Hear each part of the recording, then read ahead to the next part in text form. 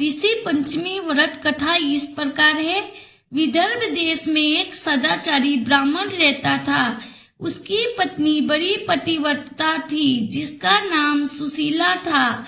उस ब्राह्मण के एक पुत्र और एक पुत्री थी। विवाह योग होने पर उसने समान कुलशील वर के साथ कन्या का विवाह कर दिया। कुछ दिनों बाद वो विधवा हो गई।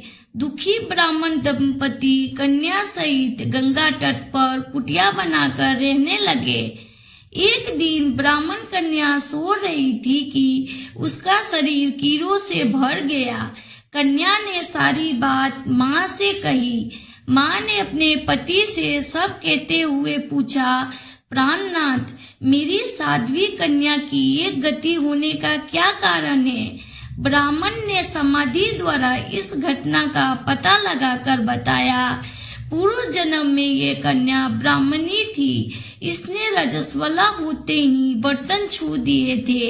इस जन्म में भी इसने लोगों की देखा देखी ऋषि पंचमी का व्रत नहीं किया, इसलिए इस शरीर में कीड़े पड़ते रहे।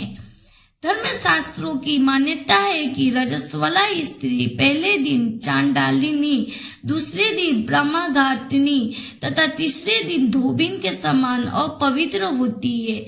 वो चौथे दिन स्नान करके शुद्ध होती है।